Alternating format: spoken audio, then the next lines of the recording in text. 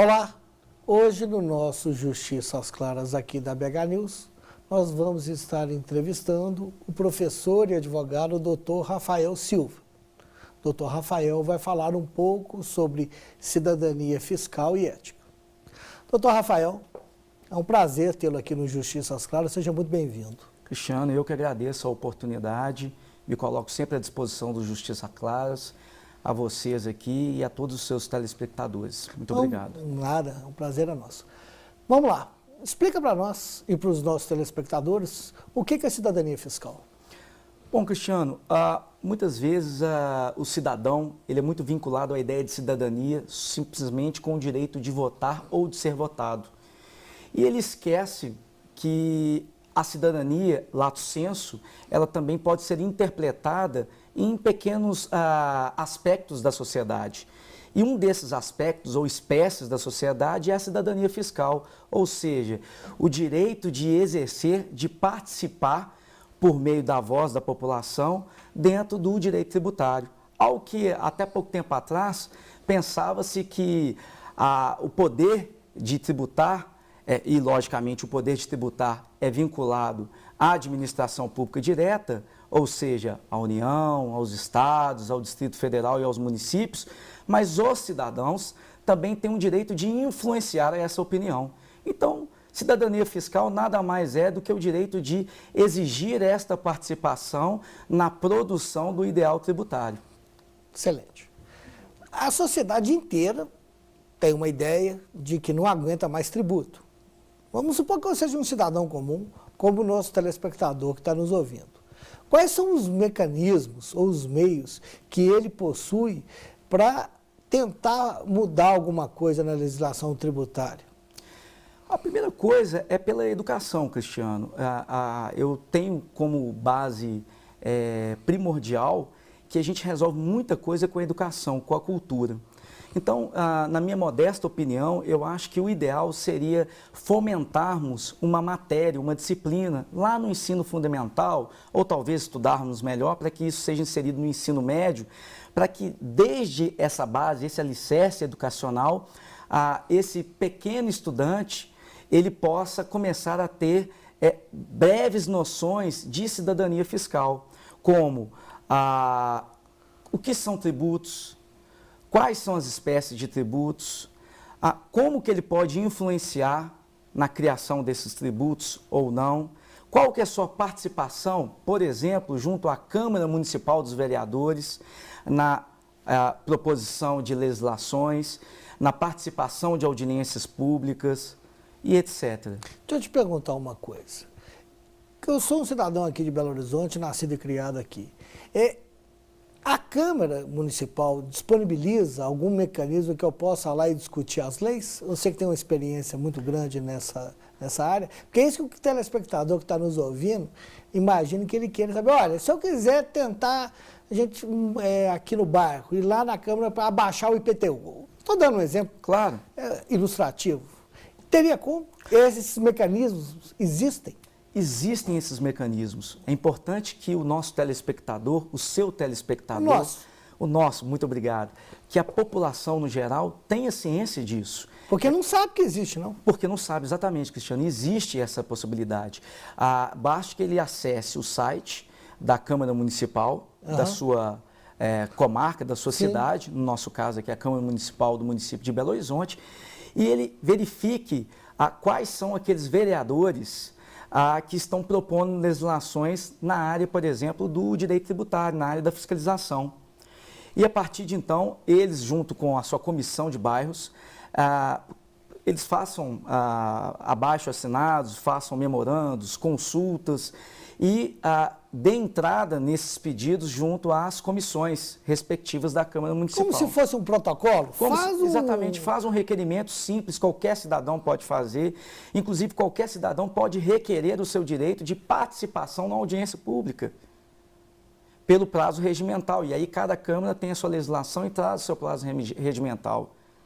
Então isso é muito importante que a população possa se influencie, se engrenhe, se empenhe dentro desse mecanismo social. Isso está disponível no site da PBH? Isso está disponível não no site da PBH, mas no site da Câmara Municipal. Entendo. Além disso, em esfera estadual e esfera federal, você teria como dar algum exemplo? Claro que quando a gente sobe de esfera, as coisas complicam mais. É bem verdade. Mas ainda na esfera estadual, nós temos a Assembleia Legislativa que ficam estabelecidas nas capitais dos estados. Nesse caso também é importante que o nosso telespectador saiba que ele também tem o mesmo direito do que na esfera municipal. Então ele pode fazer um protocolo, um requerimento, se movimentar, se organizar como sociedade civil e fazer os requerimentos e os seus pleitos administrativos. Claro que já na esfera federal é algo mais complicado, porque na esfera federal nós teríamos a necessidade de fazer esses pedidos através de um deputado federal que represente o nosso estado. Sim. Então aí ficaria um pouco mais complicado realmente do ponto de vista de aproximação da figura do cidadão para com a pessoa desse político. Nós estamos chegando ao final do primeiro bloco, mas antes de acabar, eu queria que você me exemplificasse uma coisa. Você já viu um tipo de iniciativa popular, mais ou menos nos que nós estamos conversando, dar algum tipo de resultado em matéria de tributo?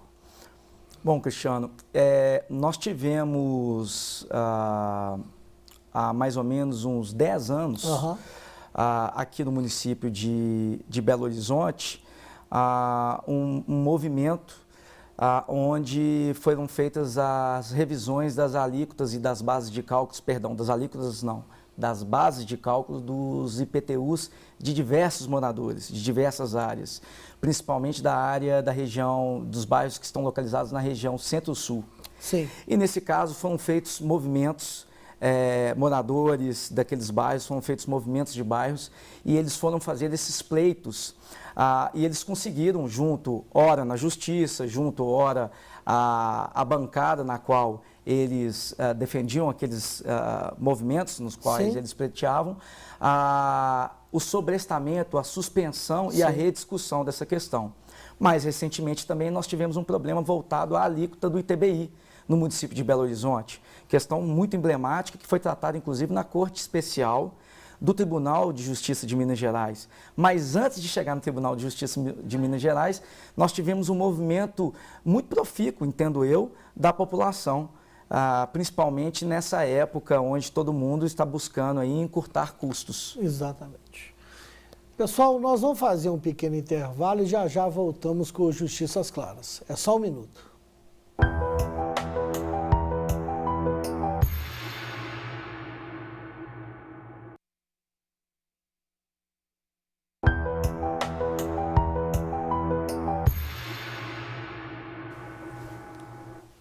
Voltamos com o nosso Justiça às Claras aqui da BH News, hoje entrevistando o Dr. Rafael Silva, advogado e professor universitário. O tema é ética e cidadania fiscal. Rafael, primeiro bloco você explicou, muito bem explicado, o que é cidadania fiscal e os mecanismos para exercê-la. Vamos agora falar sobre a ética. Como que uma coisa se vincula à outra? Bom, é imprescindível que o nosso telespectador entenda que é impossível interpretarmos cidadania fiscal sem ética. E aí eu acho esse tema, Cristiano, muito oportuno para o momento onde nós tanto reclamamos na rua a falta de ética. E aí o que vem a ser ética? Para que o nosso telespectador, de uma forma muito singela, para o cidadão... Sem o juridiquês. Sem o juridiquês, sem filosofias. Apesar do programa ser de direito. Exatamente, mas é muito importante que o nosso cidadão comum, vamos assim dizer, ele possa entender esse conceito. Sim. Muita gente confunde ética com moral. E a gente tem que entender que são coisas um pouquinho diferentes. Na verdade, a moral é um valor subjetivo estabelecido por uma cultura. E a ética é aquela característica, é o que se exterioriza, é o que eu verifico da sua moral. Então, por exemplo, o que acontece? Vou dar um exemplo muito simples para o nosso telespectador, claro, não voltado inicialmente ao direito tributário, mas depois eu vou tocá-lo no direito tributário. Fica à vontade. Do nosso dia a dia.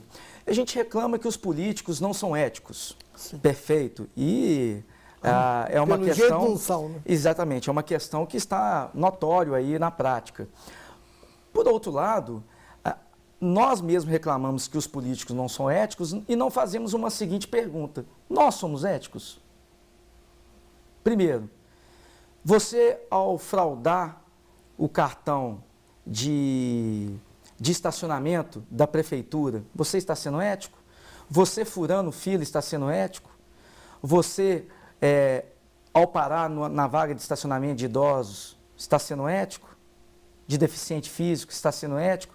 Ao parar em fila dupla, está sendo ético? Então, eu penso que, antes de exigirmos, nós temos que dar exemplo.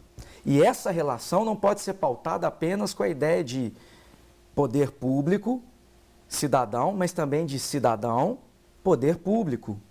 Agora, para o direito tributário, falamos, olha, apareceu na casa de tal político tantos milhões de reais, que absurdo e tal, mas e você que omite imposto de renda?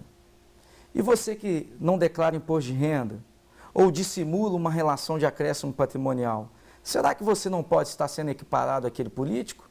Será que a sua relação é só por questões de montante, de valoração? Então, a ética ela tem que estar intimamente ligada com a ideia de cidadania fiscal para que a gente possa ter um conteúdo de legitimidade do povo. Se você entender, vamos supor que assim o seja. Você, na sua opinião, você acha que isso iria trazer um reflexo na forma da tributação do governo? Ou de como aproveitar melhor os recursos advindos dela? Penso que sim. Num primeiro momento, muitos cidadãos que nós entrevistamos alegam que, olha, se eu pelo menos tivesse uma contraprestação devida, eu pagaria em dia os meus impostos. Ou eu pagaria com muito gosto os meus impostos. Será que isso é verdade? É claro que a gente demandaria aqui uma pesquisa muito maior para isso. Por outro lado, você também tem que se fazer uma outra pergunta. Será que mesmo que o poder público me desse toda a contraprestação que eu mereço como cidadão de direito que sou, eu ainda assim não evadiria ou evadiria o pagamento dos impostos? Por quê essa pergunta? Porque quando a gente analisa essa questão do ponto de vista mundial, nós verificamos que até naqueles países que nós gostamos muito como brasileiros de vangloriar, olha, naquele país paga-se uma carga tributária muito maior do que a brasileira, 40%, 50% do acréscimo patrimonial daquele cidadão, mas pelo menos ele tem a contraprestação. Mas por que ainda assim nesses estados, é claro que num valor, num percentual muito menor, mas por que ainda assim nesses estados há ausência de pagamento de tributo por parte do cidadão? Por quê? Daí, de uma forma muito singela, eu trabalho a ideia de cidadania fiscal. É porque este cidadão, ele não foi culturalmente, ele não foi educado para o entendimento do dever fundamental que um pagamento de tributo tem no nosso Estado. Foi excelente você ter tocado nesse ponto.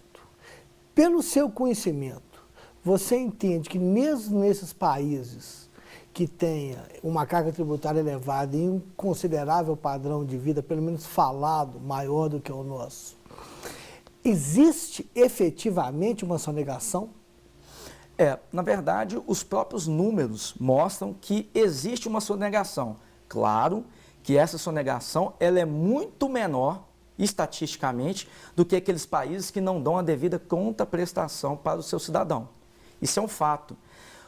O fato é que, caso haja a diminuição da contraprestação, há sistemicamente um aumento da ausência do recolhimento do tributo.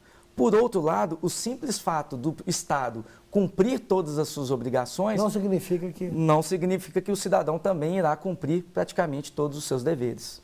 Daí a questão da cidadania fiscal. Daí a questão da cidadania fiscal. Perfeito. Pessoal, nós vamos fazer um pequeno intervalo e já voltamos com o terceiro e último bloco do nosso Justiça às Claras. É só um minuto.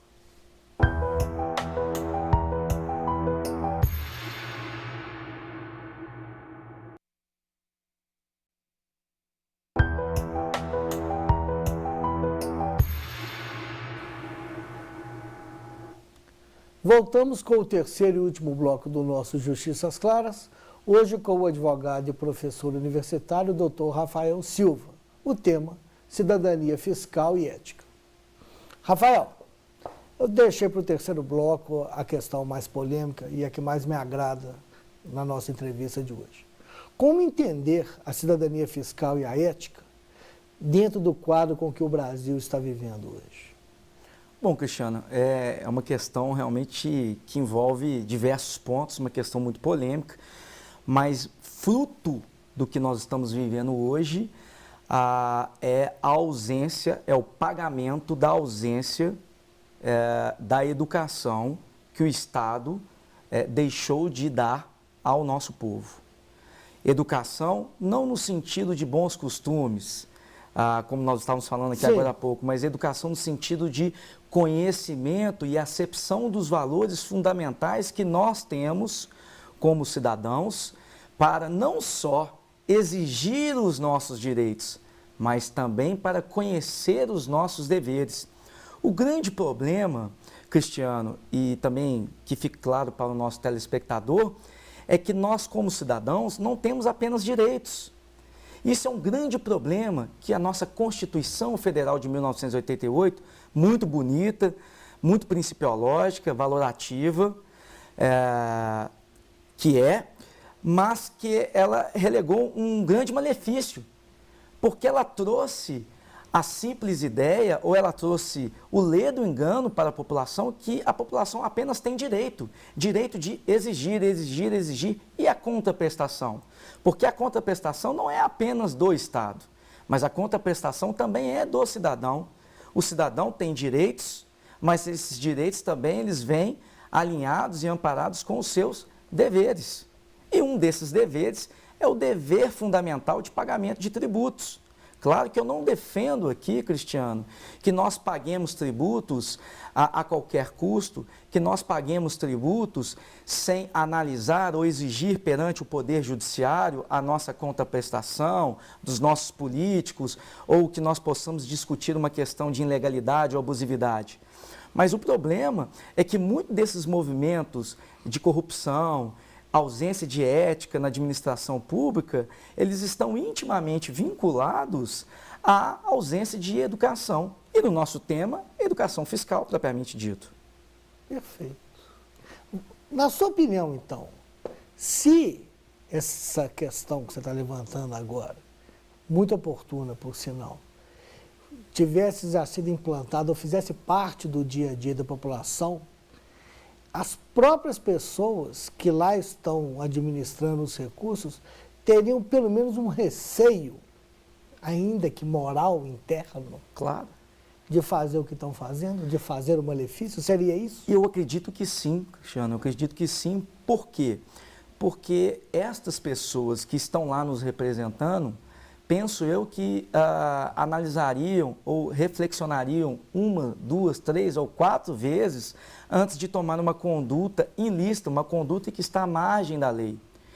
Ao saber que a sua população, ela é conhecedora dos seus direitos, mas também dos seus deveres.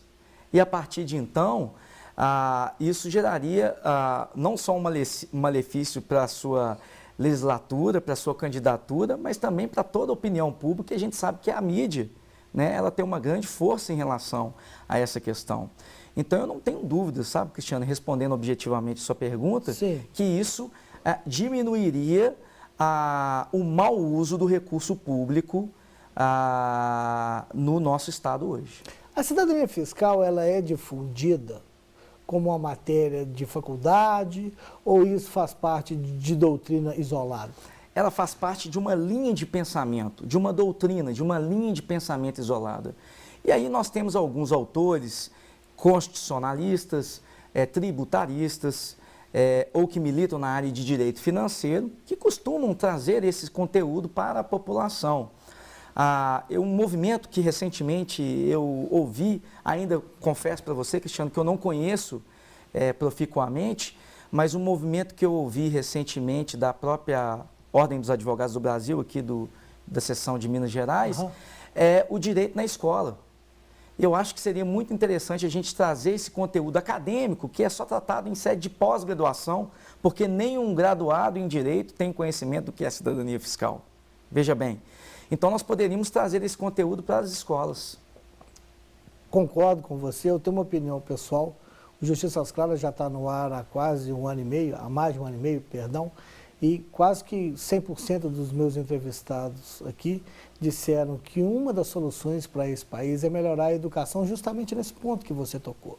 É trazer valores desde cedo para os alunos, para eles poderem entender que certa pessoa que eventualmente vai cometer algum crime, algum desvio ou até mesmo uma má gestão por incompetência, não pode permanecer no poder. O mesmo se refere, acredito eu, nessas questões de administração de tributos, principalmente aliado à ética. Com certeza, Cristiano, com certeza. Eu queria, já nós estamos chegando aí nessa parte final do nosso programa, que você deixasse uma mensagem. Você é advogado, professor universitário em várias cadeiras aí das faculdades aqui da grande BH. Eu queria que você falasse um pouquinho do que você espera para o futuro, para quem está nos ouvindo. Principalmente nessa questão que esse tema, a educação é sempre, a gente está sempre acostumado a ouvir isso, que a educação é a saída, é a saída, é a saída. Mas, efetivamente, o MEC mudar a grade, tem que se esperar, assim, está lá nas calendas gregas, né? Vamos colocar dessa forma. Passa uma mensagem para nós, para a gente finalizar esse nosso Justiça às Claras. Bom, Cristiano, eu tenho que todo o conteúdo que foi falado aqui no nosso programa de hoje, ele pode ser resumido em duas palavras: educação fiscal. E educação fiscal, não vamos esperar que nós tenhamos a acepção desse conteúdo apenas através de proposituras que venham do governo. Vamos tentar nós mesmos buscarmos conhecimento. Então, como que a gente pode fazer isso? Cidadão comum, tente adentrar no site da prefeitura, no site da Câmara Municipal, tem um sitezinho de busca muito simples, qualquer cidadão pode pesquisar.